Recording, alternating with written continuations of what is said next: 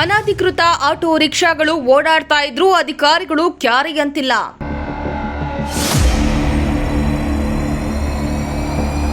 KRS auto ಚಾಲಕ ಸಂಘದಿಂದ ಸುದ್ದಿಗೋಷ್ಠಿ ನಡೆಸಿ ಕಿಡಿ.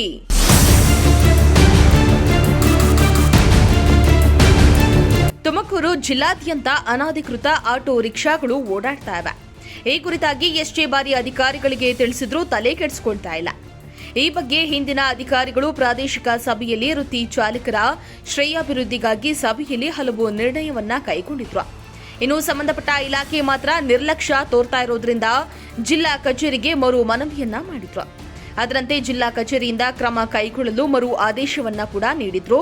ಯಾವುದೇ ಕ್ರಮ ಕೈಗೊಂಡಿಲ್ಲ. ಇದರಿಂದ ವೃತ್ತಿ ಚಾಲಕರ ಕೌಟುಂಬಿಕ ಜೀವನ ನಡೆಸುವುದು ಕಷ್ಟವಾಗ್ತಾ ಇದೆ ಎಂದು ಆಟೋ ಚಾಲಕರ ವೇದಿಕೆಯ ಅಧ್ಯಕ್ಷರಾದ ರುದ್ರಾರಾಧ್ಯ ಎಎಸ್ ತಿಳಿಸಿದ್ರು.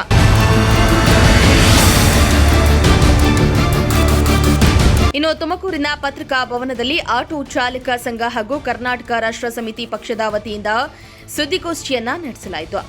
ಈ ವೇಳೆ ಮಾತನಾಡಿದ ಅವರು, ತುಮಕೂರು ನಗರದಲ್ಲಿ ಅನಧಿಕೃತ ಆಟೋ ರಿಕ್ಷಾಗಳ ಹಾವಳಿ ತಪ್ಪಿಸುವ ನಿಟ್ಟಿನಲ್ಲಿ ವೃತ್ತಿ ಚಾಲಕರ ಕ್ಷೇಮಾಭಿವೃದ್ಧಿ ಹಾಗೂ ಹಿತದೃಷ್ಟಿಯಿಂದ ವಾಣಿಜ್ಯ ಆಟೋ ರಿಕ್ಷಾಗಳಿಗೆ ಚಾಲಕರ ದೃಢೀಕೃತ ಪತ್ರ ನೀಡಬೇಕು. ವಾಹನಗಳಿಗೆ ಟಿಟಿಪಿ ಸಂಖ್ಯೆಯನ್ನ ನೀಡಬೇಕು.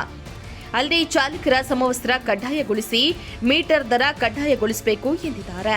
ಇವತ್ತು ಈ ಪತ್ರಿಕಾ ಸುದ್ದಿಗೋಷ್ಠಿಯನ್ನು ಕರೆದಿದ್ದ ಉದ್ದೇಶ ಏನು ಅಂತಂದರೆ, ನಮ್ಮ ತುಮಕೂರು ನಗರ ಮತ್ತು ಜಿಲ್ಲಾದ್ಯಂತ ಆಟೋ ಚಾಲಕರ ಮತ್ತು ಮಾಲೀಕರ ಕೆಲವು ಸಮಸ್ಯೆಗಳನ್ನ ಮುಂದೆ 7/8/2025 ಪ್ರಾದೇಶಿಕ ಪ್ರಾಧಿಕಾರ ಸಭೆ ಕರೆದಿದ್ದಾರೆ. ಆ ಸಭೆಯಲ್ಲಿ ಕೆಲವು ಕಡ್ಡಾಯ ನಿರ್ಣಯಗಳನ್ನು ಮಾಡಿಕೊಡಬೇಕು ಅಂತ ಹೇಳ್ಬಿಟ್ಟು ಜಿಲ್ಲಾಧಿಕಾರಿಗಳಿಗೆ ಮನವಿ ಮುಖಾಂತರ ಕೇಳ್ಕೊಂಡಿದ್ದೀವಿ.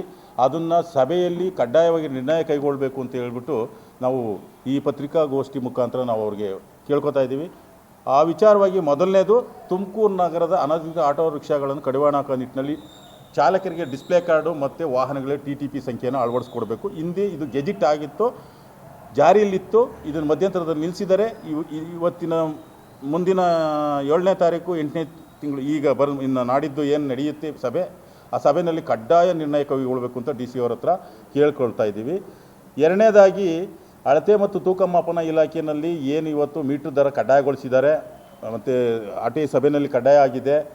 ಇದುವರೆಗೂ 2018ರಿಂದ ಮೀಟ್ರ್ ದರ ಮೀಟ್ರನ್ನು ಕಡ್ಡಾಯಗೊಳಿಸಿಲ್ಲ.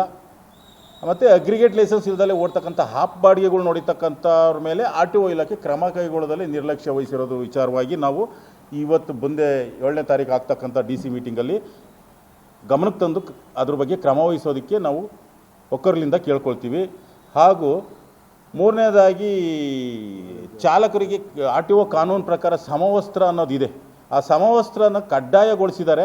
ಆದರೂ ಸಮವಸ್ತ್ರ ಹಾಕ್ಕೊಂಡಲ್ಲಿರ್ತಕ್ಕಂಥವ್ರ ಮೇಲೆ ಗಮನ ಹರಿಸಿ ಕೆಲಸ ಮಾಡೋದಕ್ಕೆ ಸಂಬಂಧಪಟ್ಟ ಇಲಾಖೆ ಸಿಬ್ಬಂದಿ ಕೊರತೆಯನ್ನು ಎತ್ತಿ ತೋರಿಸುತ್ತೆ ಹೊರತು, ಆದರೆ ಇದರಿಂದ ಒಳ್ಳೆಯದೇನು ಕೆಟ್ಟದ್ದೇನು ಅವ್ರಿಗೇನು ಗೌರವ ಕೊಡಬೇಕು, ಸಮಾಜಕ್ಕೆ ಏನು ಗೌರವ ಸಿಗುತ್ತೆ, ನಮ್ಮ ತುಮಕೂರಿನ ಸ್ಮಾರ್ಟ್ ಸಿಟಿ ವ್ಯವಸ್ಥೆನ ಶಿಸ್ತನ್ನು ಕಾಪಾಡೋ ನಿಟ್ಟಿನಲ್ಲಿ ನಾವೇನು ಮಾಡ್ಬೋದು ಅನ್ನೋದ್ರ ಬಗ್ಗೆ ಅವರು ಗಮನ ಹರಿಸ್ತಲೇ ತುಮಕೂರು ನಗರದ ಮತ್ತು ಜಿಲ್ಲಾದ್ಯಂತ ಸಮವಸ್ತ್ರನ ಕಡ್ಡಾಯಗೊಳಿಸ್ಕೊಡ್ಬೇಕು ಅಂತ ಹೇಳ್ಬಿಟ್ಟು ಕೇಳ್ಕೊತಾ ಇದ್ದೀವಿ. ಇನ್ನು ಇದೇ ವೇಳೆ ಕೆಆರ್ಎಸ್ ಪಕ್ಷದ ಜಿಲ್ಲಾ ಆಟೋ ಚಾಲಕ ಘಟಕದ ಜಿಲ್ಲಾಧ್ಯಕ್ಷ ರವಿಕುಮಾರ್ ಮಾತನಾಡಿ, ಮೊದಲಿಗೆ ಹೊರಗಡೆಯಿಂದ ಬರ್ತಾ ಇರುವ ಆಟೋಗಳಿಗೆ ಕಡಿವಾಣ ಹಾಕಬೇಕು. ಆಚೆಯಿಂದ ಬರ್ತಾ ಇರುವ ಆಟೋಗಳಿಂದ ನಮಗೆ ತೊಂದರೆ ಆಗ್ತಾ ಇದೆ. ಇದರ ಬಗ್ಗೆ ಹಲವು ಬಾರಿ ಮನವಿಯನ್ನ ಮಾಡಿಕೊಂಡ್ರೂ ಅಧಿಕಾರಿಗಳು ಕ್ಯಾರಿ ಅಂತ ಇಲ್ಲ. ಆಟೋ ಚಾಲಕರಿಗೆ ಕಡ್ಡಾಯವಾಗಿ ಸಮವಸ್ತ್ರ ಇರಬೇಕು. ಆಟೋ ಚಾಲಕರಿಗೆ ಶಿಸ್ತಿರಬೇಕು. ಆಗ್ಲೇ ನಮಗೆ ಗೌರವ ಸಿಗೋದು ಎಂದಿದ್ದಾರೆ. ನಾವು ಆಟೋ ಚಾಲಕರಾಗಿ ಬಂದಿದ್ದೀವಿ, ನಾವು ಯಾವ ಇದರದ್ದೇನೂ ಬಂದಿಲ್ಲ. ಈಗ ನಮಗೆ ಏನು ಸಲುವಾಗಿ ನಿಮಗೆ ಪ್ರೆಸ್ ರಿಪೋರ್ಟಿಗೆ ಒಂದು ಪತ್ರಿಕಾಗೋಷ್ಠಿ ಮಾಡಿದ್ದೀವಿ ಅಂದರೆ, ಈಗ ಆಚೆ ಕಡೆಯಿಂದ ಬರ್ತಿರೋ ಗಾಡಿಗಳನ್ನ ನಾವು ಕಡಿವಾಣ ಹಾಕಬೇಕು. ಹೌದ್ರಾ? ಈಗ ನಮಗೆ ದುಡಿಮೆ ಒಂದು 500 ರೂಪಾಯಿಂದ 600 ರೂಪಾಯಿ ದುಡಿಯೋಕ್ಕಾಗ್ತಿಲ್ಲ ಆಚೆಯಿಂದ ಬರ್ತಿರೋ ಗಾಡಿಗಳಿಂದ. ಇದಕ್ಕೇನು ಮಾಡಬೇಕು? ನಾವೆಲ್ಲ ಸಂಬಂಧಪಟ್ಟ ಅಧಿಕಾರಿಗಳಿಗೆ ನಾವು ಮನವಿ ಪತ್ರ ಕೊಟ್ವಿ, ರಿಕ್ವೆಸ್ಟ್ ಮಾಡಿದ್ವಿ, ಯಾರೂ ಅರ್ಥ ಮಾಡ್ಕೊತಿಲ್ಲ. ಇದಕ್ಕೋಸ್ಕರ ನಾವು ಪತ್ರಿಕಾಗೋಷ್ಠಿಯನ್ನು ಇಟ್ಕೊಂಡಿದ್ದೀವಿ. ಒಂದು, ಈ ವಾಹನಗಳಿಗೆ TTP ಕಾರ್ಡ್ ಮಾಡಿಸ್ಬೇಕು ಅಂತ ಇದು ಮಾಡಿದ್ದೀವಿ. ಯಾವಾಗ ಹಲವಾರು ಸರಿ ಕೊಟ್ಟಿದ್ವಿ, ಹಲವಾರು ಸರಿ ಮಾಡಿದ್ರು, ಅಲ್ಲೋಗಿ ಇಲ್ಲೋಗಿ ಅಂತೇಳಿ ನಿಲ್ಲಿಸ್ಬಿಟ್ರು. ಇದನ್ನು ಮತ್ತೆ ಕಂಟಿನ್ಯೂ ಮಾಡಿ ಅಂತ ಹೇಳಿ ಮಾಡ್ತಾ ಇದ್ದೀವಿ. ಆಮೇಲೆ ಚಾಲಕರ ಸಮವಸ್ತ್ರ ಕಡ್ಡಾಯವಾಗಿರಬೇಕು.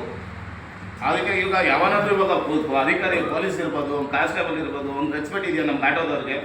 ನಾವು ಬೆವರು ಸುರಿಸಿ ಕಷ್ಟಪಟ್ಟು ನಾವು ದುಡ್ಕೊಂಡು ತಿಂತಿದೀವಿ ಅಲ್ವನ್ರಪ್ಪ. ಯಾರಿಗಾದ್ರೂ ಭಿಕ್ಷೆ ಪಟ್ಟಿದ್ದೀರಾ? ಯಾರ ಮನೆಗಾದ್ರೂ ಹೋಗಿ ಕೇಳ್ತಿದ್ದೀರಾ? ಏನಿಲ್ಲ. ಮತ್ತೆ ನಾವು ಕಷ್ಟಪಟ್ಟು ದುಡ್ದು ನಮಗೆ ಮರ್ಯಾದೆ ಇಲ್ಲ ಅಂದ್ರೆ ಏನಕ್ಕೆ ನಾವು ಅವ್ರಿಗೆ ರೆಸ್ಪೆಕ್ಟ್ ಕೊಡ್ಬೇಕು? ಆ ಒಂದು ವಿಚಾರವಾಗಿ ನಾವು ನೀಟಾಗಿತ್ತು ಅಂದ್ರೆ ಇನ್ನೊಬ್ಬ ರೆಸ್ಪೆಕ್ಟ್ ಕೊಡ್ತಾನೆ, ಒಂದು ಮರ್ಯಾದೆ ಇರುತ್ತೆ. ನಾವು ಹೆಂಗಂದ್ರೆ ಹಂಗೆ ಬಂದು ಒಂದು ನಿಕ್ಕರಲ್ಲಿ ಆಗಿ ಅವ್ರು ಹೇಳಿದ್ರು ಆರಾಧ್ಯವರು ಒಂದು ನಿಕ್ಕರ್ ಬಂದು ನಿಕ್ಕರಲ್ಲಿ ಹಾಕೊಳೋದು, ಆಮೇಲೆ ಎಗ್ಲು ಬೆಳೆ ಶರ್ಟ್ ಹಾಕೊಂಬರೋದು, ಆಮೇಲೆ ಹಿಂಗೆ ಹಾಕೊಂಬರೋದು, ಅವೆಲ್ಲ ನಾವು ನೀಟಾಗಿತ್ತು ಅಂದ್ರೆ ಪ್ರತಿಯೊಬ್ರು ಇವಾಗ ಯಾವನೊಬ್ಬ ಬರ್ತಾನೆ, ಓ ಅಪ್ಪ ಆಟೋ ಚಾಲಕ ಅಪ್ಪ ನಮಸ್ತೆ, ಅವ್ನ ಶಿಸ್ತು ಹಂಗೆ ಇರಬೇಕು. ನೋಡಿದವರು ಅವ್ನ ಶಿಸ್ತು ನೋಡಿ ಗೌರವ ಕೊಡಬೇಕು. ಆ ಗೌರವ ಯಾರು ತಗೋಬೇಕು? ನಾವೇ ತಗೋಬೇಕಾಗಿರೋದು. ಇನ್ನು ಇದೇ ಸಂದರ್ಭದಲ್ಲಿ ಸಂಘದ ಸದಸ್ಯರು, ಮುಖಂಡರು ಹಾಗೂ ಕೆಆರ್ಎಸ್ನ ಆಟೋ ಸಂಘ ಘಟಕದ ಪದಾಧಿಕಾರಿಗಳು ಹಾಜರಿದ್ದರು. ಕ್ಯಾಮರಾ ಪರ್ಸನ್ ರಾಕೇಶ್ ಜೊತೆ ಸುಷ್ಮಿತಾ, ಪ್ರಜಾಶಕ್ತಿ ಟಿವಿ, ತುಮಕೂರು.